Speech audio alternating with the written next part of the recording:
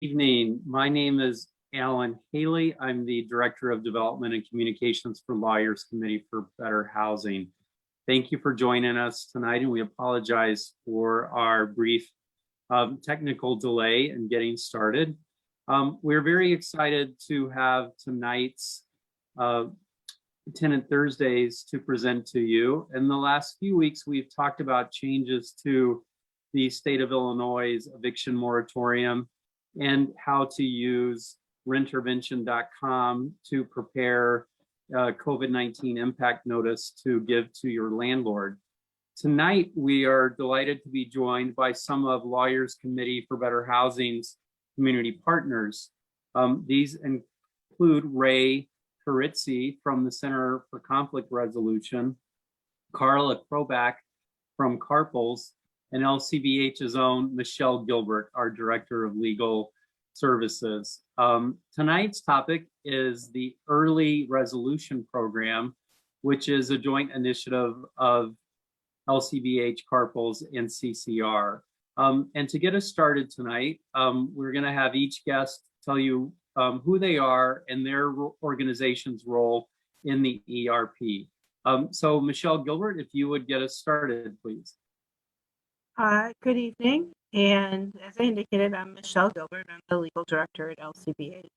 And since I started at LCBH last September, my goal has been to prevent evictions, both to prevent evictions from being filed, or if a case is filed, to prevent an eviction judgment and the displacement of the family.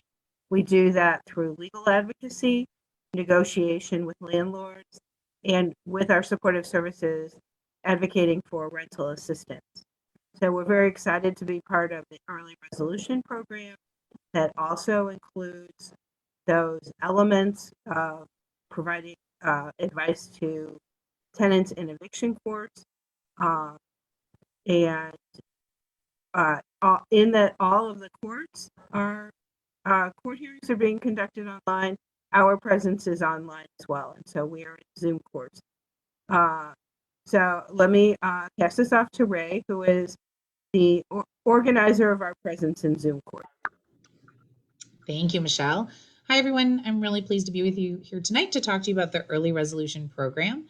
I am the programs director at the Center for Conflict Resolution, and CCR, as we call it, is Chicago's Community Mediation Center. So we provide free mediation services to anyone who wants it in any kind of case. And that includes and has included for quite a long time mediating eviction and landlord-tenant and housing disputes.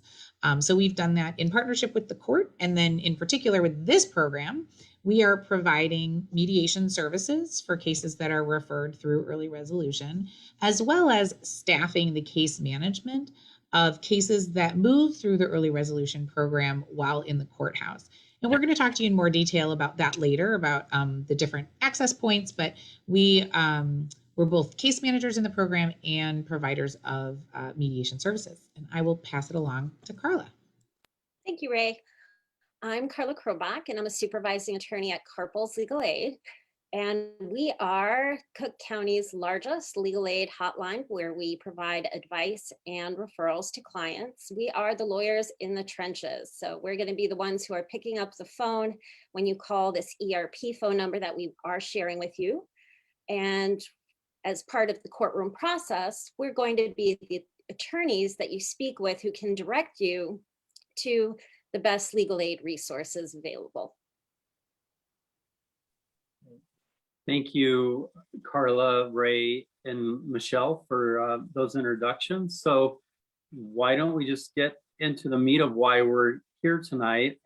Ray, could you tell us a little more about this program? What is the ERP and how might it impact eviction filings?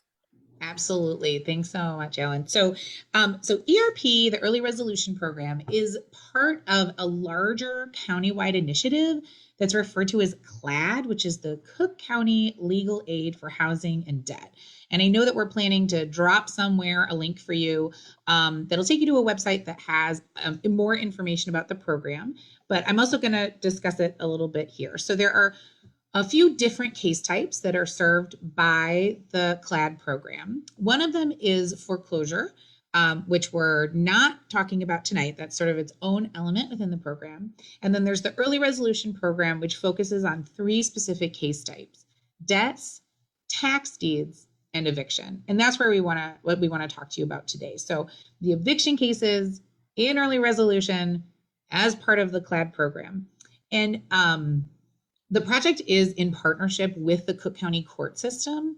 However, parties do not have to have a case in order to access the services. So there doesn't need to be a pending eviction case for a landlord or a tenant to contact the program. And we actually really encourage folks to reach out to the program before there's a filing, especially if you think there might be a filing headed your way.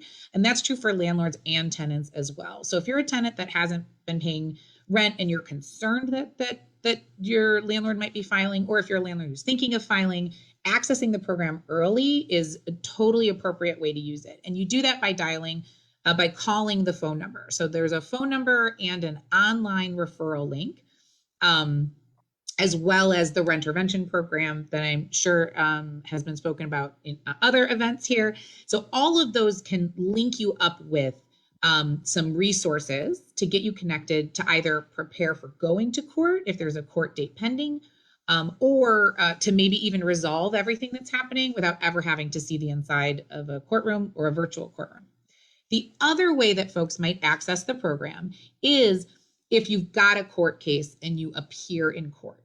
So we have case managers for early resolution sitting in every eviction courtroom for cases that were filed after January 25th. So the program is still pretty new. So if you have an eviction case that was filed before January 25th, it won't necessarily go into this program, and we would recommend that you call the hotline in order to access services. But if you have a court case that was filed after that date, so you have a court date coming up in the near future for the first time, what might happen is that the judge is going to refer the landlord, the tenant, or maybe both of you into the early resolution program. And what will happen is that we'll actually help you leave the virtual courtroom and join us in a virtual early resolution intake room. And that's where you'll have a chance to meet with a case manager to talk about what's happening in your case and to make sure that we pair you with the resources that are going to do the best for you in moving your case forward. So we have legal aid partners that like Carla and Michelle, who are available to give advice and they'll talk in more detail about what they're able to do. And then as rental assistance is available, we are hoping to support people in accessing rental assistance. And then we also have mediation as an option as well. So all of those things kind of exist within the program. What happens is that the judge will give you a return date, usually in a couple of weeks. And then we help you access the program, get the services, hopefully either resolve the case or have a really solid plan for what you're going to do when you go back to court. And then move the court case forward as efficiently as we can. Thank you, Ray. Are there any special qualifications to be able to access this program? No, I don't think so. I think Cook County, right, is really what we're looking at, the a tenancy in Cook County, but otherwise, no, there are not income requirements. We have services available in English and Spanish always, and we are currently working on our access with the language line. If you go to that page for the larger program, the CLAD page, that information is available in English, Spanish, and Polish. And so I know that if you call that hotline, they can also get you connected with legal aid providers that are able to support in languages other than English. So no, but there are no requirements or limitations. You can have a case, not have a case. You really just need to be in Cook County. Okay. Ellen, I'll just say sometimes if someone either through calling to the hotline number or if they're in court, we may ask some questions, just to get some more information. And that's how, for example, like Harples decides to refer someone, to this provider, to that provider. but there aren't disqualifications. So no one is disqualified from service based on their citizenship status or, to the extent that we ask any of those questions, it's just to determine best how to serve people. Okay. So could you talk a little bit more about what somebody needs to do to access the services? Do I need to already have a court case? Should I wait till a case is filed? What's the right timing? Call right away. Call as soon as you know that there's a potential for any kind of problem. Something like an eviction judgment can have a devastating effect on your credit, on your ability to move forward in your life, really. So call as soon as possible. Somebody's going to pick up the phone. I guarantee it. You will speak with an attorney. Yeah, and even if your court date's tomorrow, I mean, please call before your court date is tomorrow. But even if your court date is tomorrow, if an attorney can't talk to you today, at the very least, someone can prepare you for what to do when you get to court to make sure that you get connected to the resources once you're in the courtroom. And that's true really, if you've got a legal matter pending, call Carpels. So that they can get you the support. And if it's not the type of case that's specifically suited for this program, there are lots of other resources out there. And I just want to echo Carla's call now. You can never call too soon. Okay. And sometimes people suspect that there might be a court case pending. If like a neighbor says, "Oh, I saw the sheriff came by," or sheriff deputy, or if you get a letter in the mail from like someone, an eviction case has been filed, and you're like, "I don't have any court papers. I don't know what this is about." If you call us, we can actually look up in the court system, just with your name or whatever. We can take what information you can give us and look up and see if there's actually a court case pending. Okay. A lot of the things that we talk about on Tenant Thursdays are things that are for tenants, but in hearing the description of this program sounds like that it's also for landlords. Is that right? Is this program for landlords or tenants? Could Carla, you or elaborate on that? Absolutely. It's both for landlords and for tenants. It gives everybody a chance to sit down, come together, come to a solution that both parties can be happy with. It's not any kind of competition. It's really a matter of sitting down, getting a good result. If a case goes before a judge, if this is just litigation, you run the risk that you're going to have two unhappy parties. So it's always to both parties' benefit, really, to go through mediation. And Carpels would never turn away a landlord under any circumstance. And we would really encourage landlords to become part of this process. Yeah, I had my first case this week, and both the landlord and the tenant appeared in court without an attorney, and both agreed to get legal advice from the free attorneys. And it was, I talked to an attorney from a different agency, but the attorney who was representing the landlord, and we're both really experienced eviction court attorneys. And so, we could really work out an agreement. And actually we did, and it's all signed off. And it has a couple of steps in the future, so it's not all over yet, but we're really happy that we were able to reach an agreement. The other thing that's really good, I mean, I've spent a lot of time sitting in eviction court waiting for cases to be called. And I see parties who don't have attorneys, both sides, who try to ask the judges questions. And, a judge can kind of answer some questions, like what's going to happen next, maybe, but judges really aren't there to answer people's questions. And they often will say, because this is all they can do, they'll often say, "Oh, I can't give you legal advice." And I know that must be really unsatisfying and scary for folks to walk away from court, having questions and not knowing where to turn. But this is perfect. Like I may not be able to, take your case, have some amazing victory, go to the Supreme Court with it. But I guarantee you that I will answer your questions and I will explain to you what is going to happen.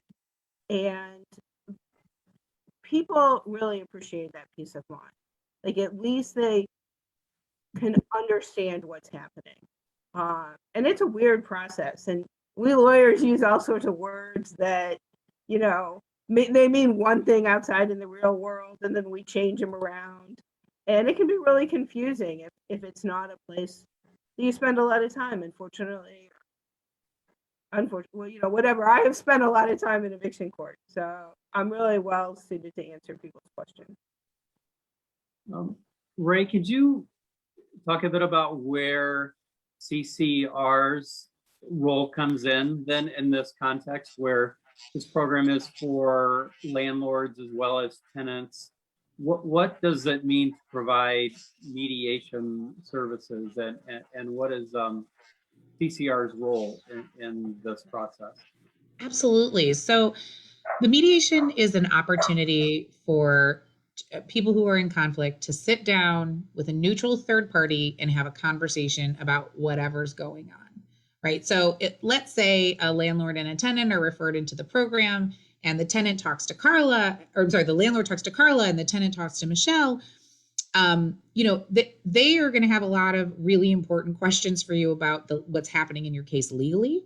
But what can be really, where mediation can really also be beneficial is that, frankly, I think we all know that outside of what's happening from a legal perspective in an eviction case is that people also have a lot of feelings. There's often a lot of other stuff going on.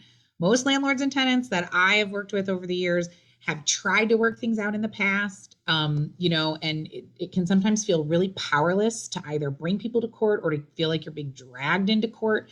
And even though like that emotional experience of going to court isn't relevant from a legal perspective, the judge isn't going to be able to take time to talk to you about that. Your attorney can certainly talk to you about that, but they're not necessarily able to leverage that in any way in a negotiation for you.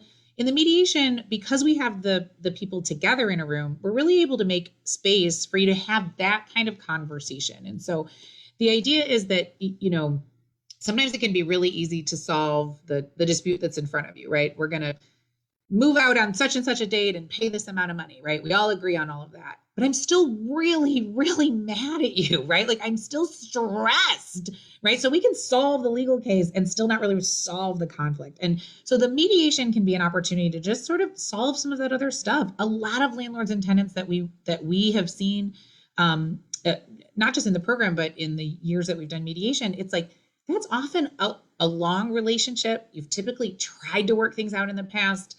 There's a lot of stuff about, trust and pride and, and in particular, with the pandemic and the consequences, the financial consequences and, we know there's been a moratorium on rent, but not on mortgages, and everyone's can be really struggling. And so the mediation can really just make a space for people to be really human with each other in a way that court really doesn't have the time to allow for. And the judges certainly don't necessarily have the capacity. So even if it isn't legally relevant, if it's important to you about what's going on, you can talk about that in the mediation. And so sometimes what'll happen is that people will meet with a legal aid attorney, and that attorney might say, yeah, let's go to mediation and I'm going to join you, right? The attorney might help. They might have the time, honestly, to help. But sometimes if they don't have as much resources to give in a day, what they might do is just prepare you for mediation. So they might say, okay, you're going to go to mediation, you're going to talk, but don't settle for less than this. If anything less than this is happening, don't take the deal and come back here, right? And the idea is that would allow you to go into mediation and make a really informed decision for yourself so that you have a sense of what the legal impacts might be, and also that we can acknowledge and you can work through all the other things that are happening for you when you're entangled in this kind of a legal situation. The mediator never gives advice. So even though they might be an attorney by training, they're never your attorney at that moment. So they're not going to give any advice. They don't tell anyone what to do. And almost most importantly, we're not going to make you settle your case.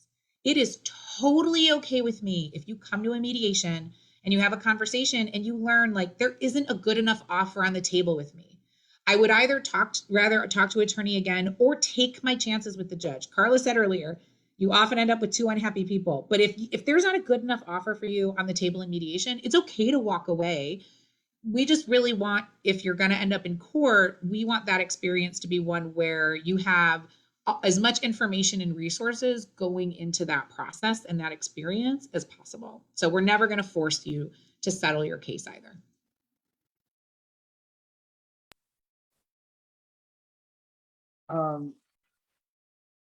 Are there other resources that the ERP is designed to tap or connect to help with with some of the resolution of these cases, be they financial or other issues that may be at the heart of the disagreement?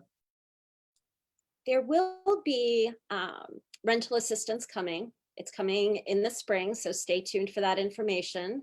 And through this program, we'll be able to help people connect with that rental assistance, which of course is invaluable in the context of a mediation. It gives people a tool with which to actually meaningfully settle a case so that we're not walking away with two unhappy people. We're looking at people who are being made whole. And if is there a situation where, say, there's an agreement and one side doesn't live up to the agreement, is the landlord still allowed to go to court to evict? Sure, absolutely. Absolutely can. This does not affect the landlord's right to proceed with any kind of process. Again, runs the risk of two very unhappy people, but absolutely has the right to proceed. Same as we would always say that the tenant has the right to defend a case, right?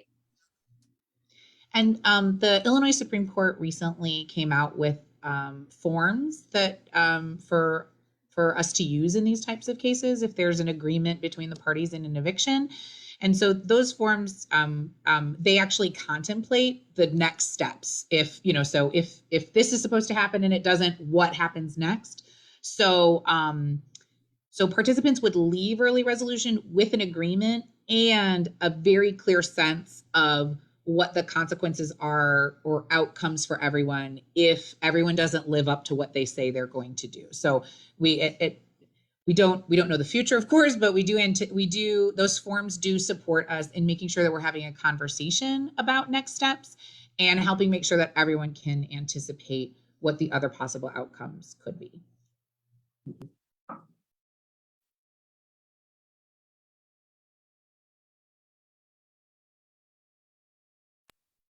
Speaking of forms, at our last Tenant Thursdays episode, we talked about the importance of completing a landlord declaration form. If you're a renter, to let your landlord know you've experienced a COVID-19 related loss of income. Is this program designed to help you do that? I would recommend that anyone who is behind in the rent and has had COVID-related financial impact, that they go to rentervention.com. We do talk about rentervention a lot. It's the easiest way to figure out if you qualify for an Illinois declaration.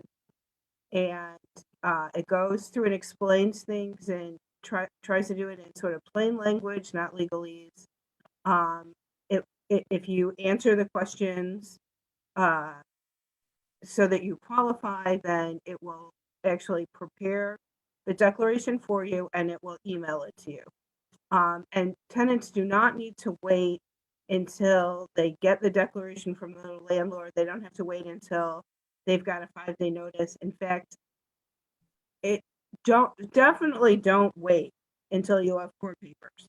Much better to be proactive and try to get it done now. And hopefully getting the declaration to your landlord can be a start of a dialogue about working together on accessing rental assistance and working out a repayment agreement. And we want people to be able to keep their housing. We want landlords to be made whole by this rental assistance. I mean, it's a good chunk of money. It's something like $860 million for the state of Illinois. And we think Congress is likely to pass more. I mean, rental assistance is the solution to this housing crisis, not eviction. And I would also say that that idea that I absolutely agree with Michelle, right? File that soon. And if you do file that declaration and you do that paperwork with Rentervention and it emails it back to you and you send it to your landlord, make sure you hold on to that, because should you end up with talking to an attorney through the early resolution program at some point moving forward, if you have completed that paperwork, it's definitely something that they would want to see if you were able to be proactive. So just make sure that you hold onto that and bring it. I mean, you would be attending court virtually probably, but bring it with you when you come to virtual court and virtual early resolution, because we can help with that. And if you do send that to your landlord and they are interested in having a conversation with you, but maybe it hasn't been a great conversation in the past, or the two of you have been talking at each other, please contact us for free mediation services. We do that virtually. We can schedule that within a couple of weeks, and we're really happy to help you. And to do that, you can literally just Google Mediation Chicago. That'll take you to our website, or you can call in on that number and say that you're looking for someone to just help you talk to your landlord, and you can get connected to those services.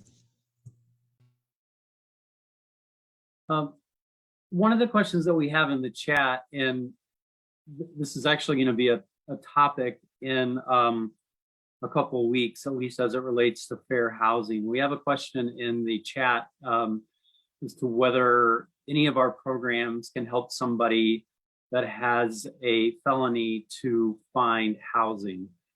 I don't know if Michelle or others want to address that question. That's a Carpel's appropriate question, actually. I would encourage anybody with any kind of situation that doesn't neatly fit into what we're talking about today is to give us a call. And I'm sorry, Michelle, I interrupted you. No. That's okay. I wanted to say, while we can't help people locate housing, we can. Cook County has just passed an ordinance in 2019 that has some restrictions on the ability to discriminate against somebody with a criminal past. And I also would encourage people to look at whether, a felony actually probably can't get sealed. Sorry for going down that path. So I probably shouldn't answer more than I'm prepared to and competent for this presentation, but it's true. It's a very good question, and calling to Carpels, it probably is a question that Rentervention can answer too, although I'm not completely sure. And we are going to put the Carpel's phone number in the comment section again here for our viewer who asked that question. Are there other aspects of the ERP program or just what renters can be doing right now to advocate for themselves that we haven't covered tonight?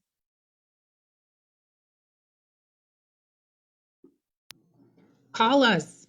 And if you don't call us, and tell your friends, tell your sister, tell your neighbor to call us. If someone tells you that they're having trouble paying rent, send them to Rentervention, or and so call us. Call that 855 number that'll take you into the early resolution work. And if you're not able to call in advance and you end up in a courtroom, ask the judge to send you to early resolution, because it's very possible that the judge might be really busy and maybe not realize that your case qualifies, or if it's a really long call, or if you're the last case before lunch, so if it's not being offered to you, ask for it when you're in the courtroom, so that to make sure that you're getting a chance to access the program. And I just want to say, if somebody says, "Oh, do you want to talk to free legal aid?" Please do not think, "Oh no, I don't want to talk to those free attorneys," because I may be free, but you would be hard pressed to find someone who has more eviction court defense experience than I have. Um, and the other thing I'll say, like, I get it. If you're listening to this and you're really, really far behind in your rent and it's really scary. I mean, I grew up in a modest income home. I know what it's like when you don't have enough money each month to pay every bill. And the idea that maybe you stuff the bills you can't pay into the sock drawer, but the sock drawer isn't going to be able to help you. And we are, if you call one of us, we are so understanding and non-judgmental, and no one's going to say, why didn't you pay your rent? I mean, especially not now. We're going to say, what can we do to help you in this situation? And we will pick up the phone, so call us. Great. Well, thank you, Carla. Thank you, Ray. Thank you, Michelle, for all the work you're doing. On behalf of LCBH, we appreciate and are excited about the partnership that we're embarking on. And if you are watching this tonight and need immediate help, please go to rentervention.com. You can also call LCBH at 312-347-7600. We will be back again with Tenant Thursdays in 2 weeks, and our topic on March 18th will be about the Just Housing Amendment and pertain to the excellent question that our viewer asked. So good night, everyone, and thanks again to our panelists. Have a great evening, and we'll see you soon. Thank you. Thank you so much. Bye. See you in the Zoom.